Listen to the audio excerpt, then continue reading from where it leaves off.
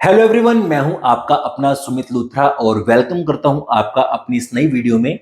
ये वीडियो बेहद खासम खास रहने वाली है उन लोगों के लिए जो चैप्टर्स तो बार बार पढ़ चुके हैं, लेकिन चैप्टर्स पढ़ने के बाद भी क्वेश्चंस कभी कभार गलत कर जाते हैं क्योंकि उनको क्वेश्चंस को कैसे समझना है, अंडरस्टैंडिंग क्या है क्वेश्चंस की, वो समझ नहीं आता है। रीडिंग बड़ी बार कर ली, चैप्टर को पढ़ भी लिया, 3 से 4 बार पढ़ लिया, 5 बार पढ़ लिया, 10 बार पढ़ लिया, लेकिन जब बारी आती है क्वेश्चन सॉल्व करने की तब उनका दिमाग घूम जाता है और वो हो जाते हैं कंफ्यूज।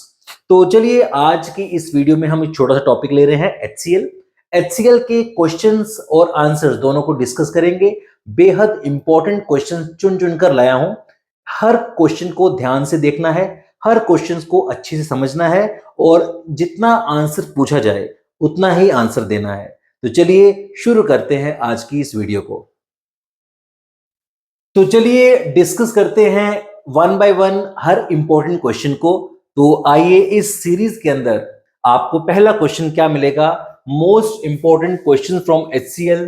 तो चलिए शुरुआत करते हैं, लेकिन शुरुआत करने से पहले मैं आपको एक बात बता देना चाहता हूं कि ये जो हमारा टॉपिक है, जो हमारा चैप्टर है एचसीएल, इसमें हम एचसीएल को दो फॉर्म्स में पढ़ते हैं। एक होता है हमारे पास HCl गैस की फॉर्म में, एक होता है हमारे पास HCl एसिड की फॉर्म में। ओके, जो HCl गैस है इसका नाम होता है hydrogen chloride gas. Hydrogen hydrogen chloride gas, और यहां पर इसका नाम बन जाता है हाइड्रो क्लोरिक एसिड।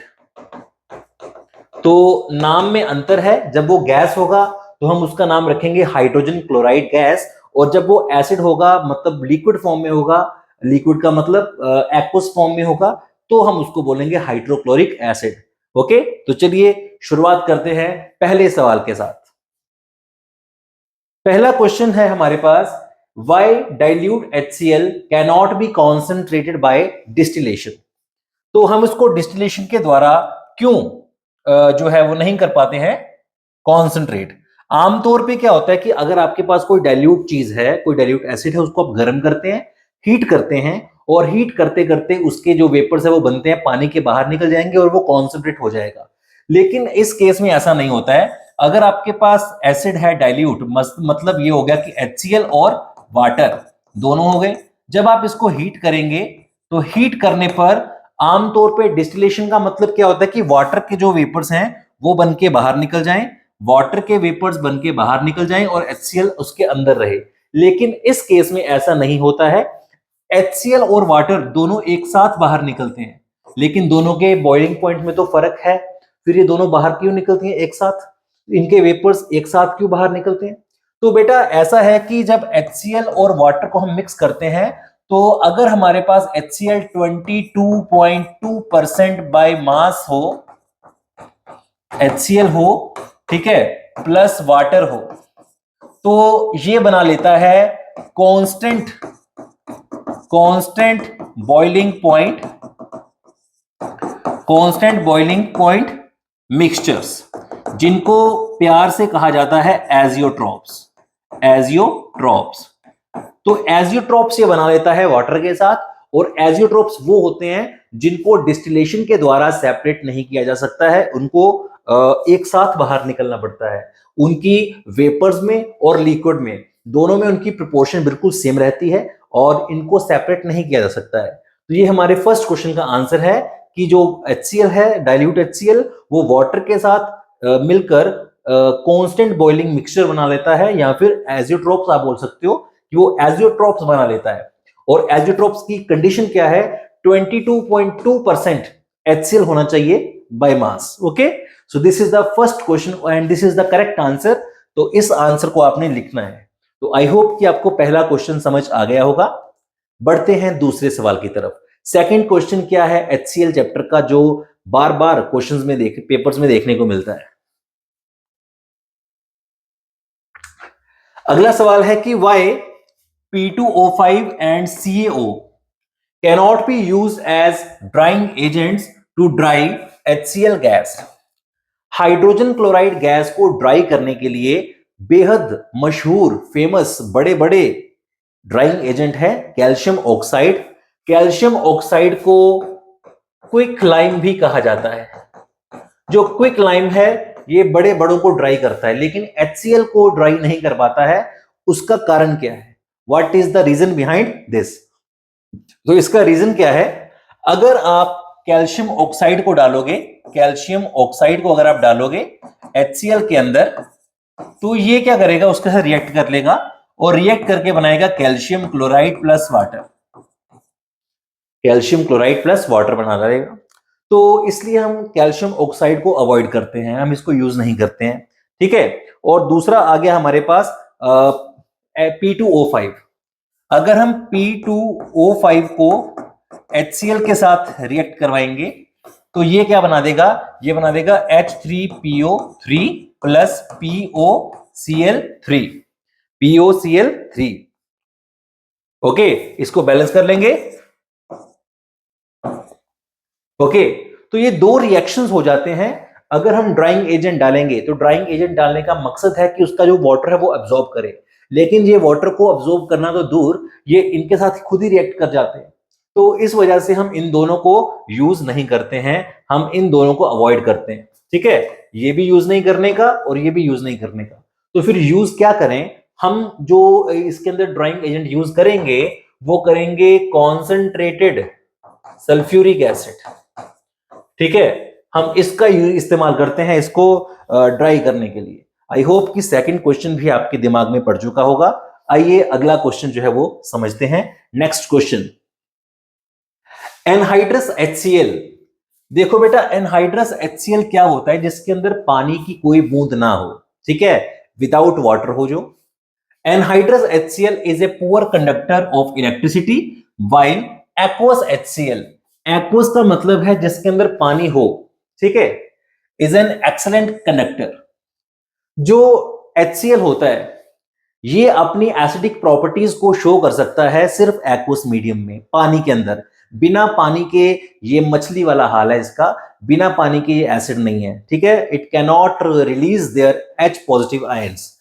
जो HCl होता है अगर हम इसको ड्राई रखेंगे तो ये ऐसा का ऐसा ही रहेगा, लेकिन अगर हम इसको पानी के अंदर डालते हैं, पानी के अंदर डालते हैं तो ये H पॉजिटिव और Cl नेगेटिव जैसे आयंस हमें देता है।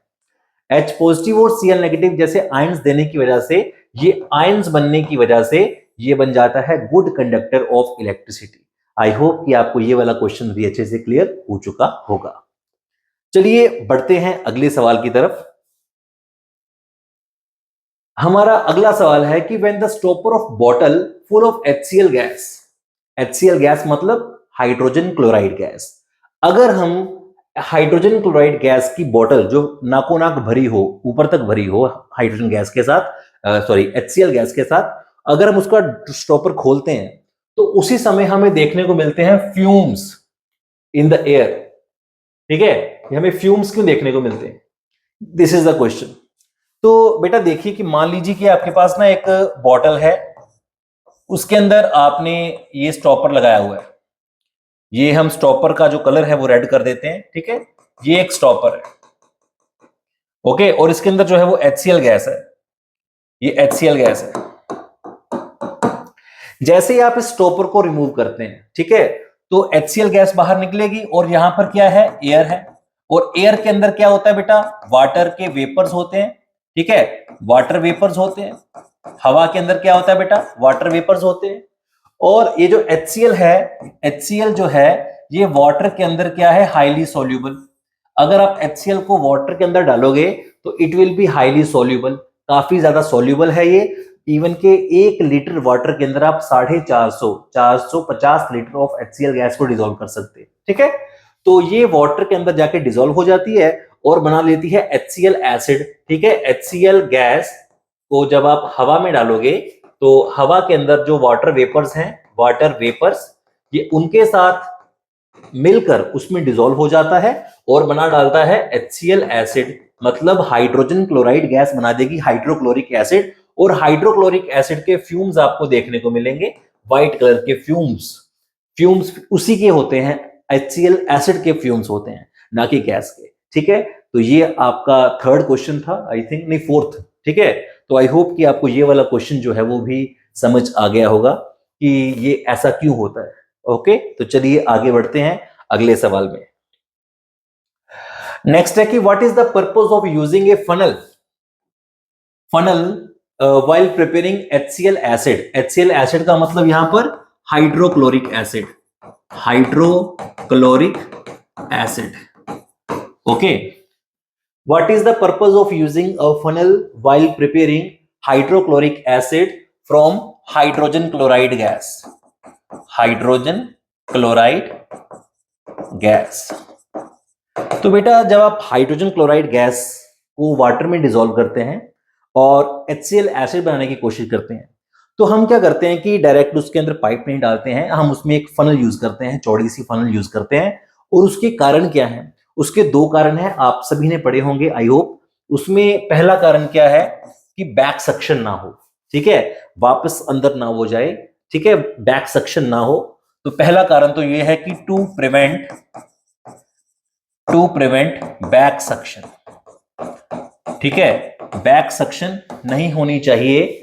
और दूसरा इसका कारण क्या है? दूसरा इसका कारण है कि उसका सरफेस एरिया बढ़ाने के लिए, ठीक है, to increase the surface area, ठीक है, to increase the surface area. Okay, to increase the surface area for absorption of HCl gas, ताकि ज्यादा HCl गैस जो है वो एक टाइम पे वाटर के अंदर एब्जॉर्ब हो जाए।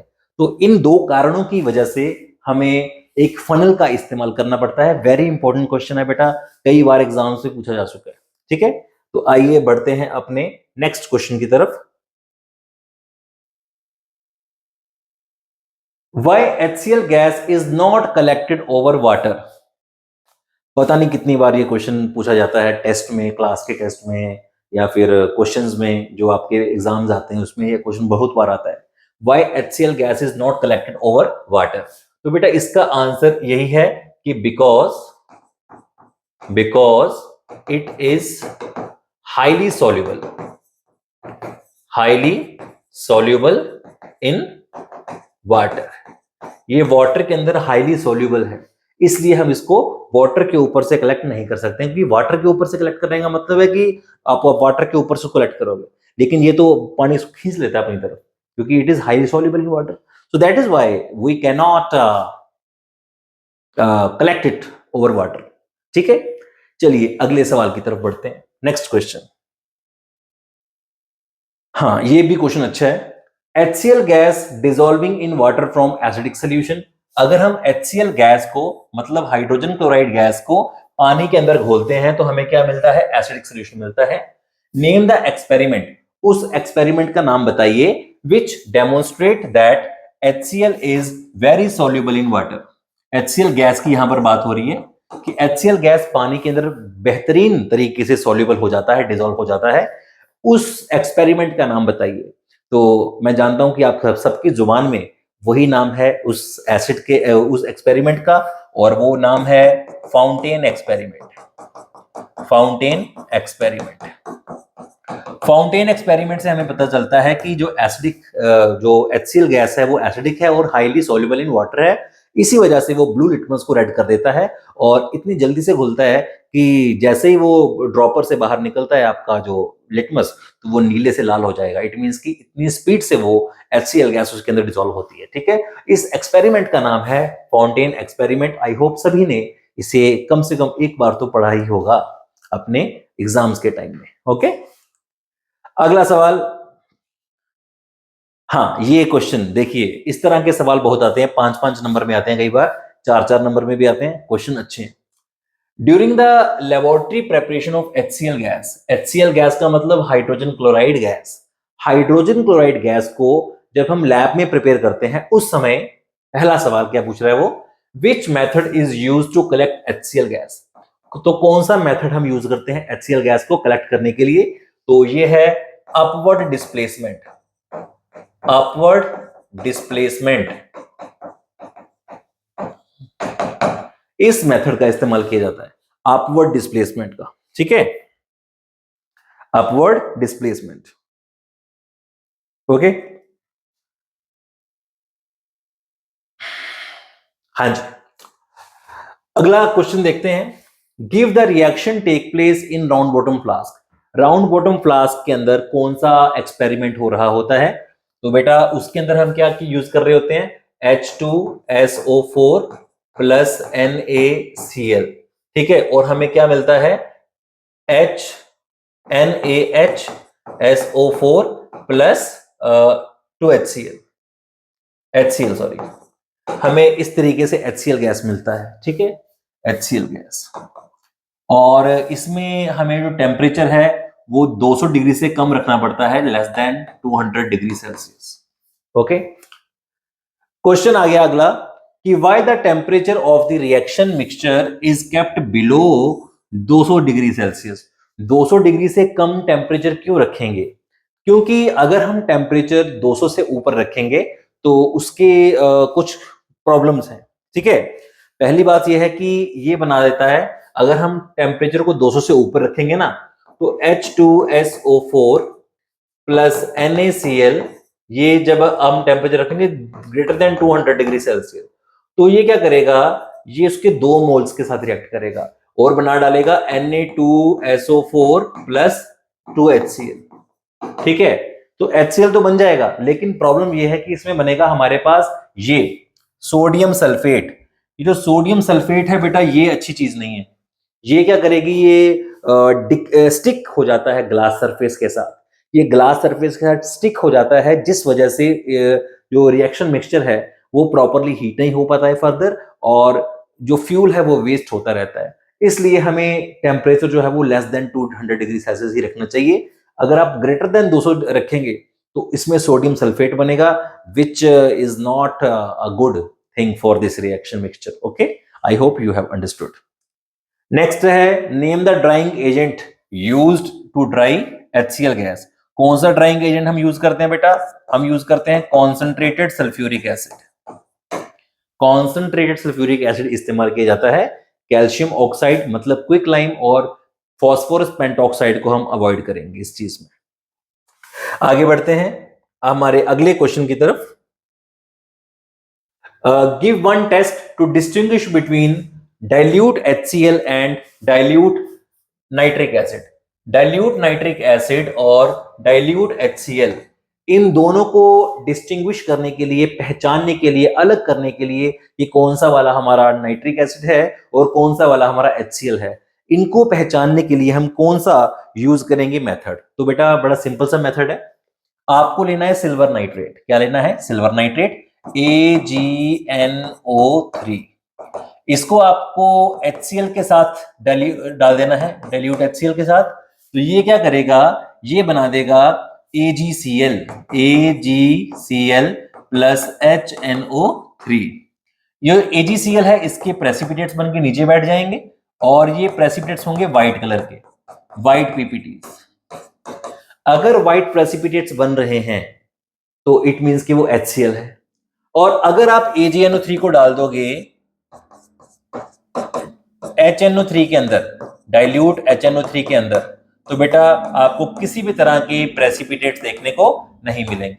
तो इस टेस्ट के द्वारा आप ये बता सकते हो कि कौन सा वाला हमारा HCl है और कौन सा वाला हमारा नाइट्रिक एसिड है। आई होप कि आपको ये वाला क्वेश्चन भी समझ आ गया होगा। बढ़ते हैं अगले सवाल की तरफ। नेक्स्ट है हमारा, write a chemical equation for the lab preparation of HCl gas when reactants are below 200 और आफ्टर 200। हमने ऑलरेडी प्रीवियस स्लाइड्स में ये चीज पढ़ी हुई है कि अगर टेम्परेचर होगा बिलो तो क्या होगा? दोबारा करवा देता हूं एक बार। H2SO4 प्लस NaCl, अगर आप टेम्परेचर रख रहे हो बिलो 200 डिग्री सेल्सियस तो ये बन जाएगा NaHSO4 प्लस HCl। और अगर आप रखेंगे इसको मोर देन 200 डिग्री सेल्सियस तो ये बना डालेगा Na2SO4 प्लस 2HCl। तो इसमें ये चीज बन जाएगी जो कि प्रॉब्लम क्रिएट करेगा। ओके, आई होप कि आपको ये वीडियो अच्छी लगी होगी। ये मैंने कुछ क्वेश्चंस को डिस्कस किया है, और भी क्वेश्चंस इसके काफी इंपॉर्टेंट हैं। आपको मैं सलाह दूंगा कि आप सारा चैप्टर अच्छे से पढ़ें, सारे क्वेश्चंस को डिटेल में करें, बैक एक्सरसाइज को सॉल्व करें, सेल्फ स्टडीज को सॉल्व करें, बेहतरीन से बेहतरीन क्वेश्चंस जो हैं उनको आप सॉल्व करें।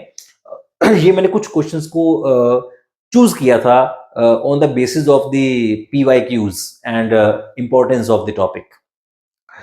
अगर आप चाहते हैं कि मैं ऐसी ही और वीडियोस बनाऊं और चैप्टर्स की, तो आप कमेंट सेक्शन में जिस चैप्टर की रिक्वायरमेंट होगी उसी चैप्टर का नाम लिख दीजिए कि इस चैप्टर की भी वीडियो बना दीजिए।